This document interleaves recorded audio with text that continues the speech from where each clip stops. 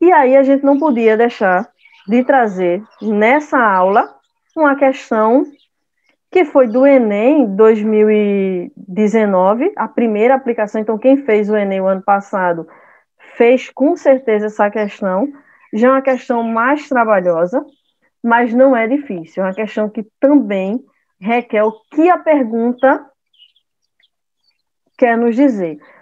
Então, a gente tem um enunciado maior, né, não é tão reduzido feita a primeira questão, mas também não é um enunciado gigante feito algumas questões do Enem trazem. Então, a gente tem o seguinte: sabemos que os vírus, que são os protagonistas atualmente no mundo, eles são seres acelulares, ou seja, não tem célula, e, portanto, eles são parasitas intracelulares obrigatórios, ou seja, eles dependem de um hospedeiro para poder se multiplicar. Porque se ele não tem célula, ele fora de uma célula hospedeira, ele não tem essa capacidade de multiplicação e não tem essa capacidade de mutação. Sabemos que os vírus eles são considerados maiores mutantes do nosso planeta. Daí uma das dificuldades de se ter uma vacina 100% eficaz contra qualquer infecção viral. Não é só a questão do coronavírus, mas infecções virais, como a gente chama as viroses, se tem essa dificuldade devido a essa questão de mutação, esse poder de mutação que os vírus possuem. Aí vem um questionamento: se os vírus não possuem célula, eles possuem o quê? Então, todos os vírus, eles vão ter proteínas mais ácidos nucleicos. Então, eles vão ter esta composição: proteínas, que vai dar uma camada de proteção, e os ácidos nucleicos, que aí a gente tem como material genético. A gente sabe que existem dois tipos de ácidos nucleicos: DNA e RNA. Então, ou o vírus, ele tem como material genético DNA, ou o vírus vai ter como material genético RNA. Sendo que alguns vírus, cujo material genético é o RNA, eles são chamados de... eles vão pertencer à família retrovirídea. Retrovirídea estão aí os vírus, ou o vírus, que tem o material genético RNA, mais uma capacidade, devido à atuação enzimática, de produzir uma molécula de DNA a partir de uma de RNA. Antes de eu ler o enunciado para vocês entenderem um pouco essa questão, eu trouxe um gráfico. Por exemplo, os vírus, como eu disse a vocês, eles têm material genético, DNA ou o RNA. Aqueles que têm como material genético o DNA, eles são chamados de desoxivírus. E aí apresenta as duas fitas. No processo de duplicação, como a gente está acostumado, ele vai ter as duas fitas do DNA sendo transcrita em uma molécula de RNA e depois traduzida em proteínas. Isso é o que a gente vai chamar de princípio básico da biologia. É isso aqui. Todos os seres vivos, eles seguem este princípio básico. A gente tem a duplicação do material genético. Que é o material genético? O DNA. A duplicação, ou melhor dizendo, ou replicação, ele vai seguir sempre este sentido: 5 linhas, 3 linhas. Por isso que a gente diz que as fitas do DNA elas são antiparalelas, porque ela vai no sentido 5 linhas, 3 linhas, e volta no 5 linhas, 3 linhas. Vem preenchendo. A gente duplicou o material genético, não esqueçam que a duplicação do DNA ocorre lá no período S da intérfase, ou seja, quando a célula não está se dividindo. E depois que ele é duplicado, lá no período S da intérfase, a gente vai pegar uma fita do DNA, e vamos chamar essa fita de molde, e passar a informação dessa fita para quem? Para o RNA. Também no sentido 5 linhas, 3 linhas. Então, eu vou pegar uma fita só, já que o DNA tem duas, e vou transcrever as informações do DNA para o RNA. Esse processo acontece no núcleo e a gente tem aí o processo de transcrição. Quem vai fazer isso é uma enzima chamada de RNA polimerase. O passo seguinte é a gente traduzir a sequência do RNA mensageiro, ou melhor, a sequência do RNA em proteínas. Isso vai acontecer no citoplasma e o evento é chamado de tradução. Então, quase toda a biotecnologia hoje utiliza a técnica de tradução. A gente tem, isso é o princípio básico de duplicação de material genético de todos os seres vivos e também de alguns vírus. Então, a gente não esqueçam disso. Princípio básico da biologia: replicação do material genético, ou seja, do DNA, a informação de uma fita do DNA, que é a fita molde, passando para o RNA, a gente tem a transcrição ocorrendo no núcleo da célula, e, finalmente, a tradução em proteínas, que acontece no citoplasma, e, a partir daí, a formação de aminoácidos e o código genético, com aproximadamente 24, 25 milhões de pares de base. Retomando, para vocês entenderem a questão de vírus. Viram que a maioria, os seres vivos fazem isso, e alguns vírus. Um exemplo de vírus que tem como material genético o DNA é o vírus que causa herpes. Você tem dois tipos de vírus que causam herpes, a herpes labial e a herpes genital. Esses vírus, eles têm como material genético o DNA e, portanto, são chamados de desoxivírus.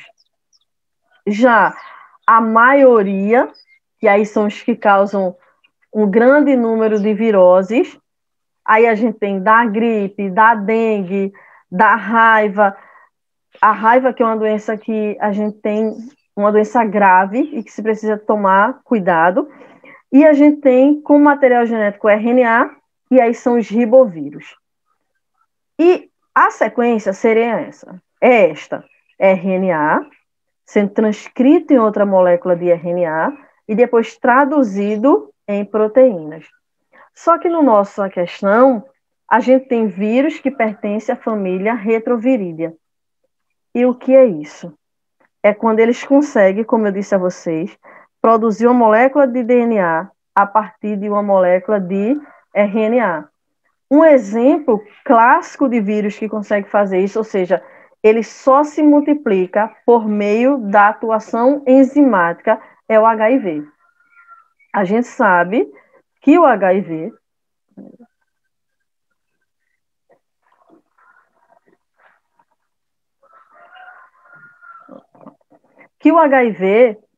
é um vírus que causa a síndrome da imunidade adquirida. É uma doença que até então, se você convive com o vírus, e dificilmente hoje alguém desenvolve a doença, exceto se ela não seguir o tratamento corretamente, mas se ela seguir o tratamento, dificilmente ela chega a desenvolver a doença. Diferente da década de 80, diferente da década de 90, que as pessoas adquiriam vírus, não se tinha um tratamento específico, até que se foi descobrindo, e as pessoas, muita gente desenvolvia a doença e ia a óbito. Hoje é muito mais difícil. A gente tem o seguinte no caso do HIV. Vamos usar o HIV como exemplo. Vejam. Ele tem o material genético dele, é o RNA, então ele é um ribovírus. Mais retrovírus. Por que retrovírus? Porque ele vai produzir DNA a partir do RNA. E quem faz isso? A transcriptase reversa.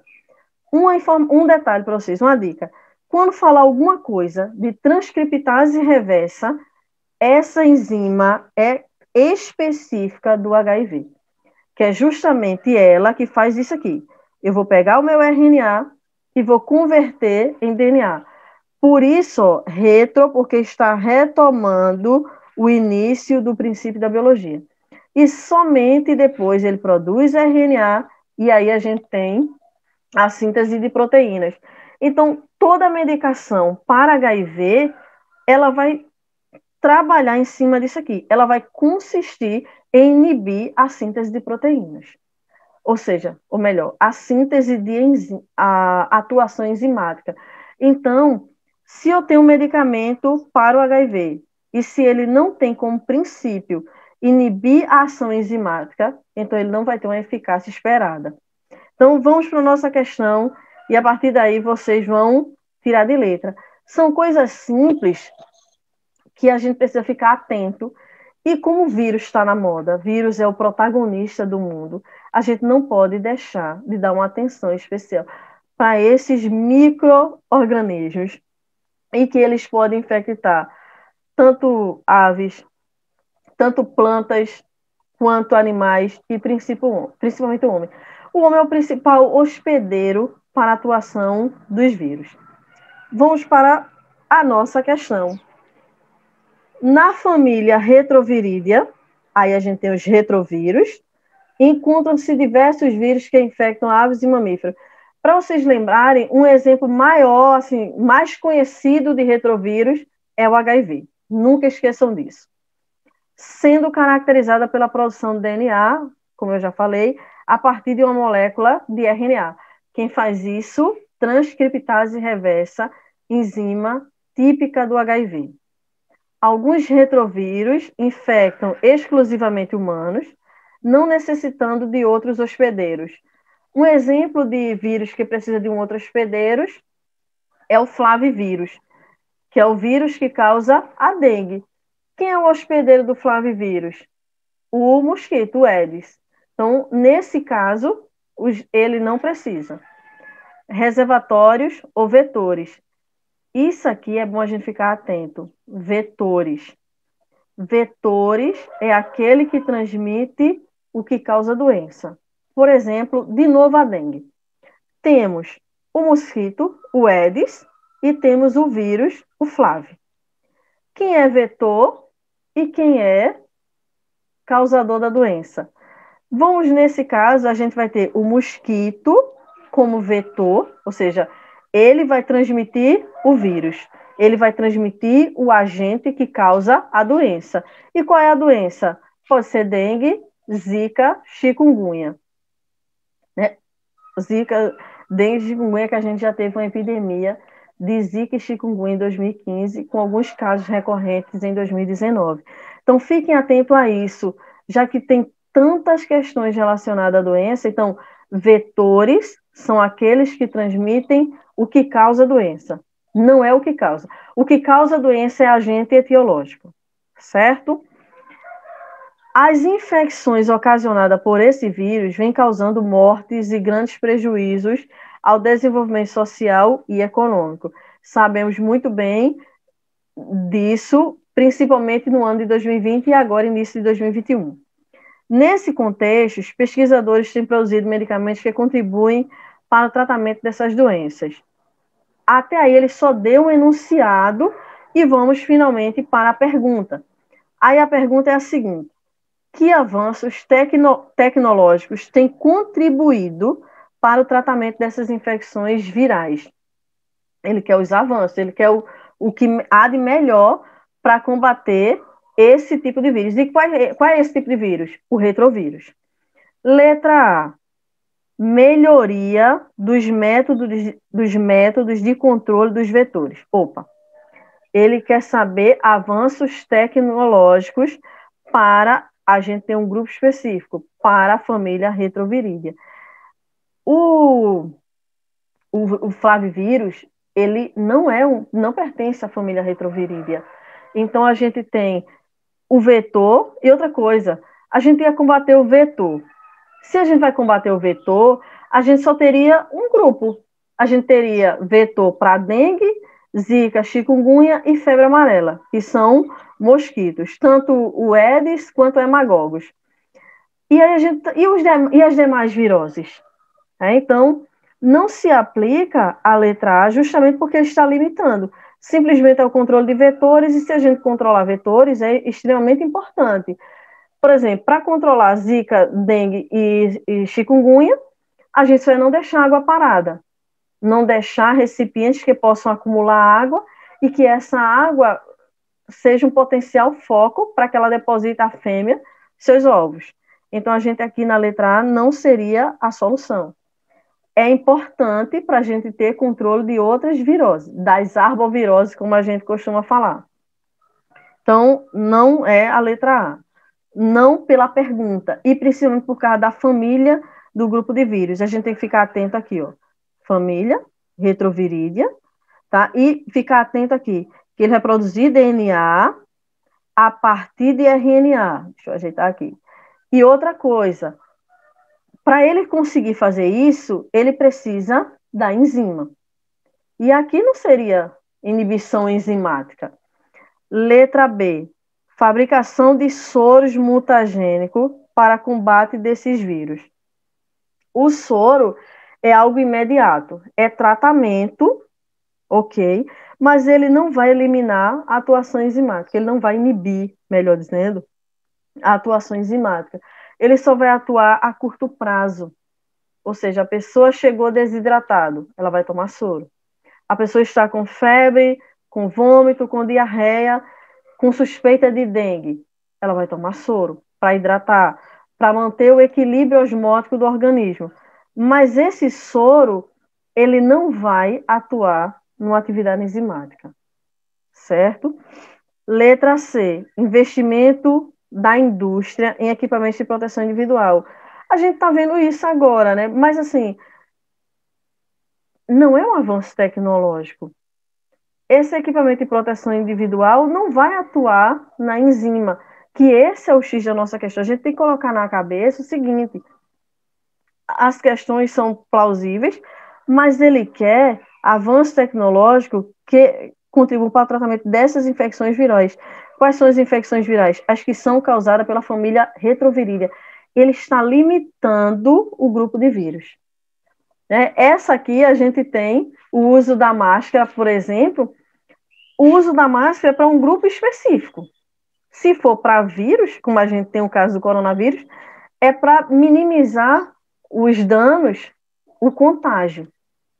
A gente sabe que não impede, mas que caso você contraia, a gente tem uma carga viral menor, é uma barreira. Então, serviria só para um caso específico. Na letra D, aí a gente já poderia fazer isso aqui, ó. Se não é a gente risca, porque isso facilita a visualização da gente depois, para a gente não ficar em dúvida, ó. Façam isso na prova de vocês. Aí eu tenho letra A e letra D. Letra D, produção de vacinas que evitam a infecção das células hospedeiras. Eita, o nosso dilema atual são as vacinas, a imunização ativa, portanto, a longo prazo, né? E a gente tem como característica das vacinas, elas atuam como prevenção. Vacina não trata, vacina previne. E ele quer o quê? Tratamento. Né? A gente já consegue ver isso, ó, ele quer tratamento. Então, a gente tem produção de vacina. Uma questão para vocês entre soro, que a gente tem na letra B, e vacina. As vacinas é um processo de imunização ativo a longo prazo e ele vai tratar. Por exemplo, ele vai tratar, não, ele vai prevenir, desculpem. Ela previne. E a gente tem o seguinte, já o soro, ele é a curto prazo, então é um processo de imunização passivo e ele trata. Ele vai hidratar, ele vai equilibrar o nosso organismo, evitar maiores consequências decorrentes de uma desidratação. A gente tem vacinas que são produzidas a partir do vírus atenuado, ou seja, do vírus enfraquecido, e tem os vacinas usando material genético, o RNA mensageiro. Vou lhe dar 2 exemplos na atualidade. Outra coisa, vacina. Quando você toma uma vacina, você recebe antígeno, a gente tem que ficar também atento a isso. O que é um antígeno? O que é um anticorpo? Então, uma vacina, quando você tomar a vacina contra o coronavírus, você vai receber antígeno, ou seja, você vai receber o vírus enfraquecido ou atenuado e seu corpo vai produzir anticorpos, ou seja, para combater aquele vírus, ele identifica. Então, vacina, você recebe antígeno e o seu organismo produz anticorpos. Já o soro, você recebe anticorpos para combater antígeno. Então já é diferente. Por isso que soro é tratamento e vacina é prevenção. Porque quando a gente está gripada ou gripado, a gente está com vírus. Então, se a gente vai numa emergência e tomar um soro, a gente está tomando esse soro, ele vai ter anticorpos para aumentar o sistema de defesa e aí a gente eliminar o antígeno. Já a vacina, não. A vacina que vamos tomar para o coronavírus, a gente vai receber antígeno, ou seja, o vírus atenuado, para que o nosso corpo produza anticorpos. O nosso organismo produza anticorpos. Aí a gente tem 2 grupos de vacina para vocês ficarem atentos também. Que aí entra a tecnologia, já que a gente está falando de avanço tecnológico. Temos a vacina da Coronavac e a vacina da Pfizer. Vou usar esses 2 exemplos, tá? A Coronavac, ela usa o que já se tem de vacina, que é pegar o vírus, enfraquecer, aí atenuar o vírus, e a partir daí você recebe esse antígeno e vai tomar, e o seu corpo vai ser estimulado a produzir anticorpos. Essa é a da Coronavac. Já a da Pfizer, não. A da Pfizer, ela usa uma técnica chamada de terapia gênica, ou melhor, vacina gênica. As vacinas gênicas, elas utilizam a técnica de replicação de material genético. Nesse caso, a da Pfizer, ela utilizou o RNA mensageiro. E por que o RNA mensageiro? Porque o nosso corpo vai produzir a proteína capaz de identificar o vírus caso a gente tenha contato. Então, as 2 vacinas são eficazes, as 2 vacinas têm resposta imunológica positiva, sendo que a diferença aí são as técnicas de fabricação. Uma utilizou a tecnologia, que é usar o RNA mensageiro, que já se tem vacina. Por exemplo, se vier na prova do Enem falando da vacina da Pfizer e perguntando qual é a técnica utilizada, vacina gênica, usando o RNA mensageiro. A Coronavac consiste em você enfraquecer o vírus, atenuar o vírus, para que o nosso organismo seja estimulado a produzir anticorpos. Certo?